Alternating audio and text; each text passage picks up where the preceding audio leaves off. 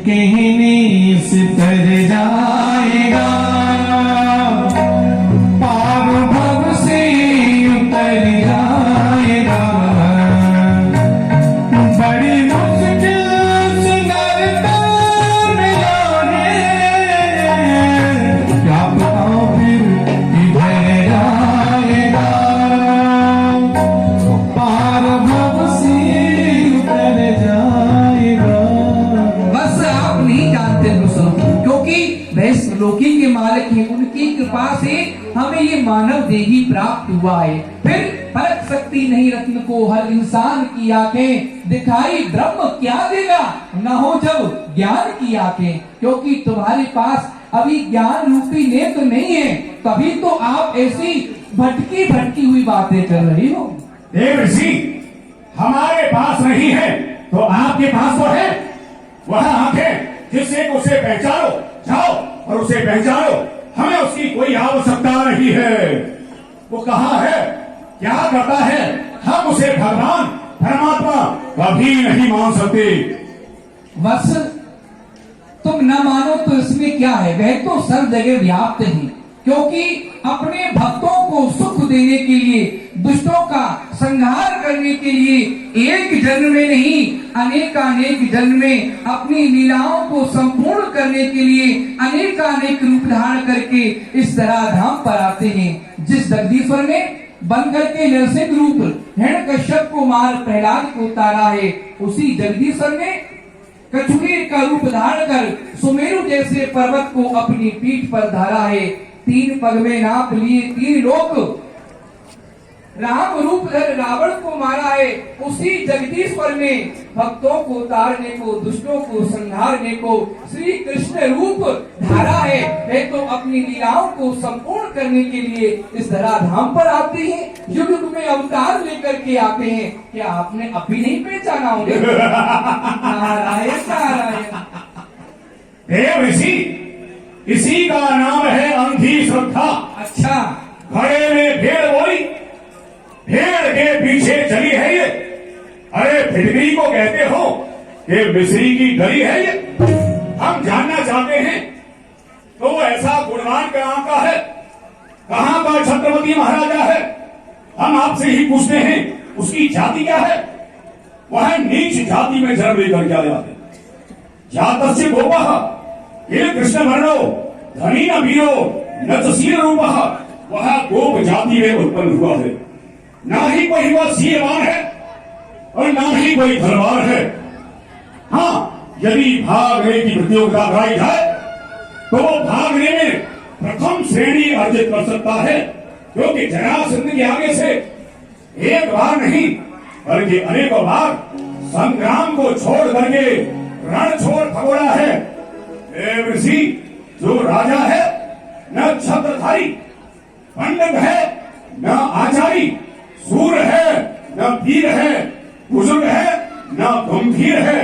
भक्तों की, आप जैसे भक्तों की मूर्खता से यह सिद्ध हुआ कि उन भक्तों की बुद्धि मंद है, तभी तो उस हिजड़े कृष्ण का विवाह ये पसंद है। नारायण नारायण। अच्छा, बस आप ही बता दो तो आपने कौन अपनी बहन के लिए किसको चुना है? कौन? बेटा, तू इस तरह से क्यों बोल रहा है? ये देव ऋषि नारद जी हैं, तुझे पता नहीं तू किनके सामने बोल रहा है? ऐसे क्यों कह रहा है इनसे? अरे ये हमारे सम्माननीय हैं, हमारे यहाँ पर आए हैं, इनका सम्मान करना चाहिए, स्वागत करना चाहिए, और तू ऐसे वाक्यों का प्रयोग कर रहा है। दासी, आपको रुक्मणी के भविष्य में चिंता करने की आवश्यकता नहीं है। क्योंकि वह आपकी पुत्री है तो हमारी वो बहन है बहन। हम उसके विषय में भली प्रकार से विचार कर चुके हैं। उसका विवाह कृष्ण के साथ नहीं होगा। हमने उसके लिए सुयोग्य वर खोज लिया है। क्योंकि गुणवान है, बलवान है, देश विदेश में जिसकी ख्याति है, वंश परंपरा का राजा है, वो है चंदेरी नरेश महाराज शिशुपाल। नहीं नहीं, शिशुपाल जैसा मेरी बुद्धि का विवाह नहीं होगा। हम भी देखते हैं कि कैसे नहीं होगा। मैं अभी पंडित को बुला करके लग्न पत्रिका लिखवाता हूँ और इसी समय चंदेरी नगरी के लिए भेजता हूँ। वह यहाँ बारात लेकर के आएंगे और रुक्मणी का विवाह शिष्टाचार के साथ ही होगा। आप भी कान खोल करके सुन लीजिए पिताश्री, यहाँ वही होगा जो ये रुक्म चाहेगा। हम जा रहे हैं। मानता ही नहीं है, बड़ा हठीला है, बड़ा हठीला है। नारायण नारायण। राजन, देव ऋषि, मेरे सामने ये धर्म संकट है, मैं क्या बताऊं आपको। बहुत समय से मैं देख रहा हूँ कि मेरी पुत्री रुक्मणी और ये रुक्म, इन दोनों भाई बहनों में कभी मैंने प्रेम से बोलते हुए ही नहीं देखा, कि कभी प्रेम से बात ही नहीं करते हैं आपस में, सदैव पैर की बातें करते हैं। सत्य कहते हैं राजन, आप जो कह रहे हैं आपका बात यथार्थ में सत्य है। और आपका ये जो पुत्र भगवान से इतना द्वेष मानता है, भगवान के नाम से, श्री कृष्ण के नाम से इतना चिढ़ता है, द्वेष रखता है, इसका भी एक कारण है। क्योंकि इसका क्या कारण है राजन, आपके पुत्र को पूर्व जन्म में श्राप लगा हुआ है। उस श्राप के वशीभूत होकर के आपका पुत्र परमात्मा से इतना द्वेष रखता है। हम आपको सारा वृत्तांत बैठ करके समझाएंगे, तब आपकी समझ में आएगा। और हाँ राजन, एक बात बताना हम आपको भूल ही गई। क्या? देखो, आपकी पुत्री का जो विवाह नहीं होगा, अपितु उनका तो हरण होगा और मंगल के समय अमंगल होगा। 2 दूल्हा आएंगे, 2 बारात आएंगी। हाँ राजन, हे भगवान, ये तो धर्म संकट उत्पन्न हो जाएगा। मेरी पुत्री का हरण होगा तो ये सभी क्या कहेंगे? नारायण नारायण। आइए हम आपको बैठ करके बताते हैं, आप चिंता न करें। जो सब होता है मंगल के लिए होता है। हाँ, मुझे समझाइए, बताइए। नारद जी ने बताया कि रुक्म जो है पूर्व जन्म में बहुत बड़ा भक्त है, लेकिन अब भगवान से विरोध मानता है। ये क्यों? मैं तुम्हें इसके पूर्व जन्म की कथा आंखों से दिखाता हूँ। आइए, पूर्व जन्म की रुक्म की कथा कैसे। जय जय नारायण नारायण हरि हरि, जय जय नारायण नारायण हरि हरि, लक्ष्मण नारायण नारायण हरि। में लक्ष्मी नारायण बैठे विचार कर रहे हैं। नारायण कह रहे हैं कि लक्ष्मी, अब तो संसार में तुम्हारी पूजा ज्यादा है। लक्ष्मी जी कह रही, नहीं महाराज, मैं तो आपकी सेवक हूँ। हे प्राणनाथ, आज आप क्या सोच रहे हैं? ये लक्ष्मी, 3 युगों में, सतयुग, त्रेता और द्वापर युग में तो मेरी प्रधानता है, परंतु यह जो कलयुग है इसमें तो केवल आपकी ही प्रधानता है। यह मनुष्य आपकी ही पूजा करेंगे, बस इसी सोच में विचार कर रहा हूँ। यह जो मनुष्य है, भाई भाई से, पिता पुत्र से, पति पत्नी से, यह आपस में झगड़ा करेंगे, सिर्फ इसके लिए, आप लक्ष्मी के लिए। मैं यही विचार कर रहा हूँ। हे प्राणनाथ, आप सत्य कहते हैं कि संसार के जितने भी प्राणी हैं सभी मेरी भजना करते हैं, और तो और जो आपके भक्त हैं वह भी मेरी भजना करते हैं। नहीं नहीं लक्ष्मी जी, आपका यह विचार मिथ्या है, क्योंकि इस संसार में मेरे कुछ भक्त ऐसे भी हैं जो केवल मेरी ही भजना करते हैं। उन्हें लक्ष्मी से कुछ भी प्रयोजन नहीं है। नहीं महाराज, आप सत्य कहते हैं। अच्छा, तो परीक्षा करके देख ले। जो आज्ञा। ठीक है, तो मेरा एक नगर में एक भक्त है जो प्रतिदिन किसी संत को भोजन कराता है, तत्पश्चात ही भोजन ग्रहण करता है। मैं उसके घर साधु रूप धारण करके जाऊंगा, पीछे से आप आइएगा और परीक्षा लीजिएगा। जो आज्ञा। भगवान ने कहा, मेरे भक्त तो मेरे ही भक्त हैं, चाहे तुम कितनी भी माया फैला लो, मेरे भक्तों का संकल्प लक्ष्मी से नहीं चलता है। लक्ष्मी जी बोली, कोई बात नहीं, परीक्षा ले ली जाए। भगवान साधु का वेश बना करके और उसी नगर में आ गई। ये रुक्मी का पूर्व जन्म। बोलो वत्सल भगवान की। ऐसे नहीं मिला। भगवान बड़ी दयालु है, गरीब नवाज है, अपने भक्तों पर कृपा करते हैं। उनका नाम बड़ी उच्च स्वर में लो, बोलो भक्तवत्सल भगवान की। मैं इस नगर में निवास करने वाला एक साधारण वैश्य हूं। मेरे पूर्वज भगवान की बड़ी भक्त थी, लेकिन मेरे पूर्वजों की एक आकांक्षा थी कि भगवान नारायण का दर्शन हमें हो। एक दिन एक संत पधारे।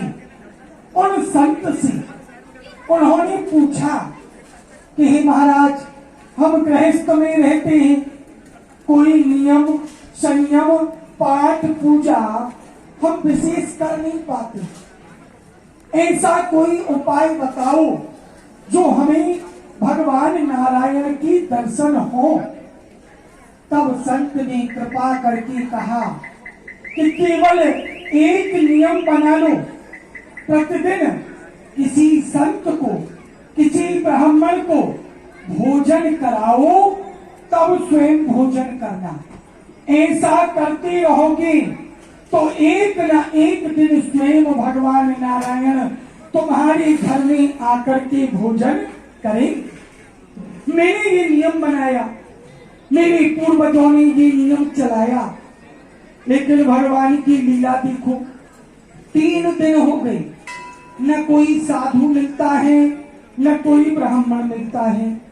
जब नियम नहीं मिलता तो मैं भी भोजन नहीं करता, मैं भोजन नहीं करता तो मेरे घर में भी कोई भोजन नहीं करता। हे देवी, भोजन बनाओ। मैं नगर में जाता हूँ, देखता हूँ कोई न कोई तो आज संत मिल ही जाएंगे। जो आज्ञा प्रणाम। हरि जी मुरी लागी लगन मत तोड़ना, प्रभु जी मुरी लागी लगन मत तोड़ना, लागी लगन मत। कोई नहीं दिख रहे, लगता है आज भी भूखा ही रहना पड़ेगा। चलो थोड़ा आगे चल के देखो। लागी लगन मत तोड़ना, लागी लगन। भगवान नारायण। अरे ये तो कोई संत है, चलो इनसे ही बात कर। महाराज प्रणाम। प्रसन्न रहो भगत, कहो हे कैसे संत, आए? आप कहाँ से पधारे हैं, कहाँ जा रहे हैं? मैंने तो आपको इस नगर में पहली बार देखा है।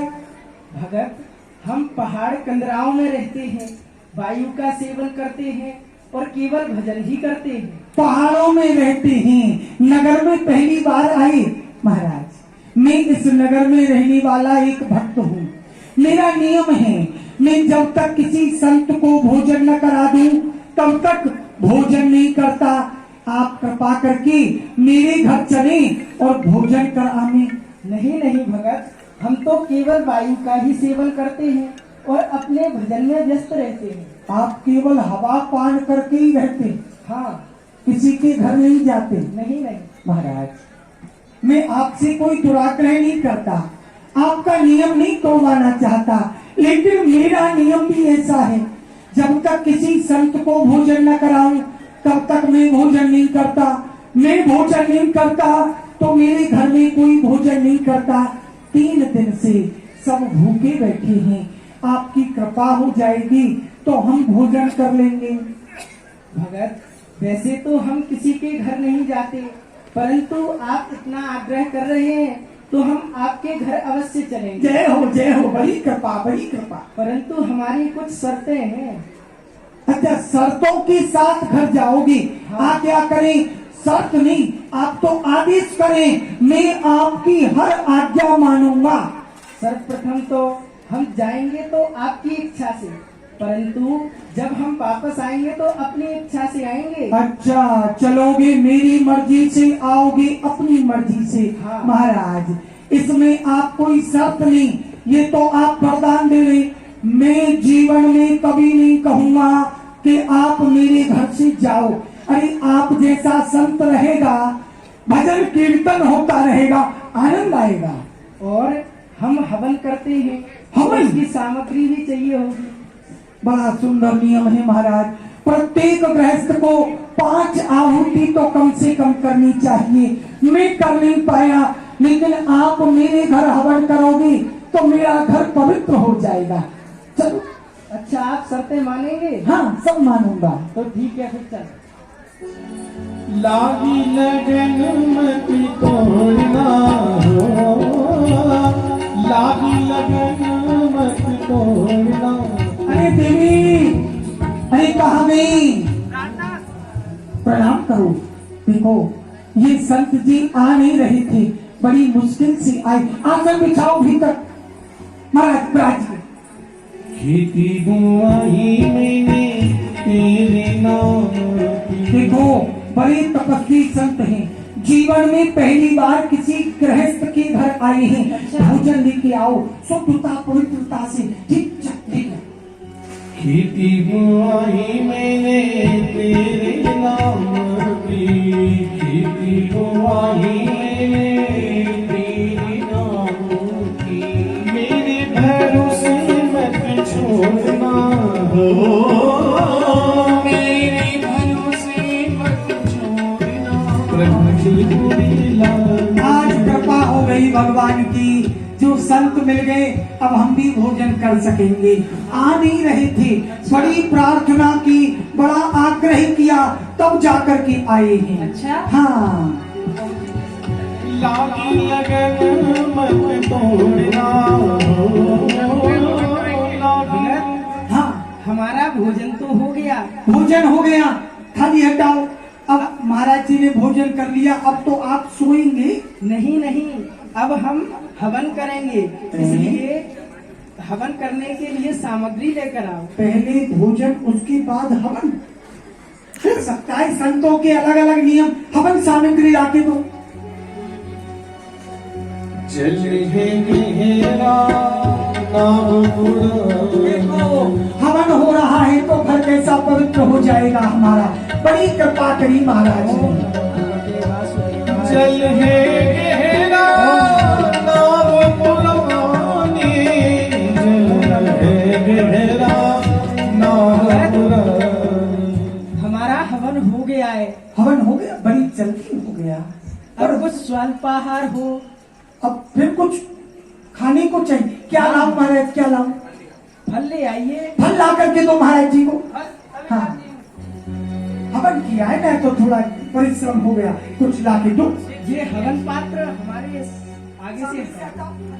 जल है गहरा नाम पुरानी। प्रेम से पाएंगे महाराज जी। गहरा अब नाम हवन भी हो गया, भोजन भी हो गया, स्वल्पाहार भी हो गया। अब तो सोएंगे। महाराज के लिए बिस्तर बिछवाया जाए। नहीं नहीं, अभी हम विश्राम नहीं करेंगे। तो अभी दूध लाइए। दूध लेकर, अरे हाँ, दूध तो दिया नहीं, दूध लाओ, दूध लाओ। बीच भगवान में परीक्षा ले रहे हैं कि भगत परेशान हो के कह दे कि महाराज मैं आपकी सेवा नहीं कर सकता, आप जाओ। और भगत भी पक्का था, कोई बात नहीं। और जब से भगवान घर में आए तब से गरीबाई आ गई, निर्धन हो गया, व्यापार में जाता नहीं था। अब तो विश्राम करेंगे। नहीं नहीं भगत, हम अब हवन करेंगे, इसलिए हवन पात्र मंगाओ। पहले भोजन, फिर हवन, फिर भोजन, फिर हवन। हवन की सामग्री तो महाराज दो। महाराज जो कहे वो करो। भगत इतना निर्धन हो गया, पत्नी से कहने लगा कि अब तो कुछ नहीं, इनकी सेवा। ओम नमो भगवते वासुदेव। पत्नी ने कहा हमारा कुछ गहने हैं, इनको ओम बेच नमो दो। भगवते वासुदेवाय स्वाहा। और महाराज जी, ओम नमो। अब हो गया हवन। हाँ हाँ, हो गया। अच्छा, तो अब सोएंगे। नहीं नहीं, अभी सोएंगे नहीं, तो अब तो भोजन करेंगे हम। हाँ, भोजन का भोजन लेकर के आओ महाराज। मेरा सेठ है तुम्हें साहब। भगवान कैसी परीक्षा ले रहे हैं। जब से ये संत मेरे घर में आए हैं, दिन भर में इन्हीं की सेवा में लगा रहता हूँ। व्यापार पर ध्यान नहीं दे पाता। घर की संपत्ति मानो दिन प्रतिदिन घट रही है। हे देवी, शाम के भोजन की क्या व्यवस्था है? हे प्राणनाथ, अब तो भोजन बनाने के लिए कुछ भी नहीं है। अब घर में कुछ नहीं बचा। कुछ नहीं बचा। अरे इन संत को हम लेकर आए हैं। यदि हम इनसे कहेंगे कि अब हम पर आपकी सेवा के लिए कुछ नहीं है तो इनको कष्ट होगा। और इनकी क्या गलती, इन्होंने तो पहले ही शर्त लगा दी थी, जाएंगे तुम्हारे कहने से, आएंगे अपनी इच्छा से, तो जाने को भी नहीं कह सकते। एक काम करो, तुम्हारे पास जो गहने रखे हैं ना, अपने वो आभूषण लाकर दे दो, बाजार में बेच आएंगे और संत की सेवा में लगा देंगे, फिर भगवान कृपा करेंगे तो गहना क्या है, फिर बन जाएगा। जा, ला।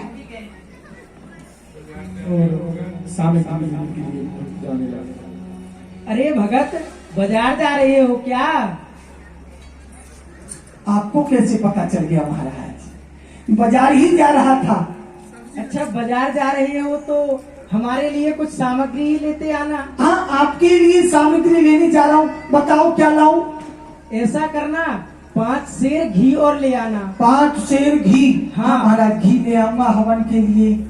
हवन के लिए नहीं, तो जो आप दूध पिलाते हैं ना, हाँ, उसमें डालने के लिए। अच्छा, दूध में घी डाल करके लेंगे। हाँ हाँ, और उसमें केसर डालने के लिए केसर भी ले आना। केसर भी लानी पड़ेगी, ठीक। मेवा मिष्ठान भी ले आना। मेवा ले आऊंगा, मिठाई ले आऊंगा, ठीक है महाराज जी। और स्वर्ण भस्म भी ले आना। स्वर्ण भस्म ये क्या होती है? ये क्या होता है? ये आपको किसी वैद्य के पास मिल जाएगी, आप ले आना। अच्छा, तो बीमार भी हो गए हैं महाराज जी। ठीक है महाराज, अब इसको बेच करके जितना मिलेगा उतना तो ले ही आऊंगा, आगे की फिर आगे देखेंगे। अब लक्ष्मी ने देखा अब मौका अच्छा है, तो लक्ष्मी जी भी सदवाइन बन के उसी नगर में आ गई। अब परीक्षा लूंगी ये भक्त कितना भक्त है। मैंने जोगिन वेश बनाया, मुझ जग में कुछ न भाया, सबरिया तेरे लिए, सबरिया तेरे लिए। आवाज लगाने लगी नगर में, कोई भक्त है? अरे यहाँ कोई ऐसा वक्त है जो एक समय का भोजन कराए और मनचाहा वरदान पाए? ये माता क्या बोल रही है? कहती हैं एक समय भोजन कराओ और मनचाहा वरदान पाओ। पूछना चाहिए। माता जी प्रणाम। प्रसन्न रहो। आप क्या कह रही थी, फिर से कहना। अरे कोई ऐसा वक्त है जो एक समय का भोजन कराए और मनचाहा वरदान पाए? माता जी क्षमा करना, ऐसी ही आप वरदान देने वाली होती तो भूखी काहे को घूमती। पर बात ये है, मैं समझ गया, आप इस नगर में कहीं बाहर से आई हो, किसी ने भोजन के लिए पूछा नहीं तो इन्होंने सोचा कि कुछ उल्टा सीधा कहने लगो तो कोई भोजन करा देगा। देखो, वरदान तो मुझे नहीं चाहिए, पर हाँ एक समय, ज्यादा नहीं, केवल एक समय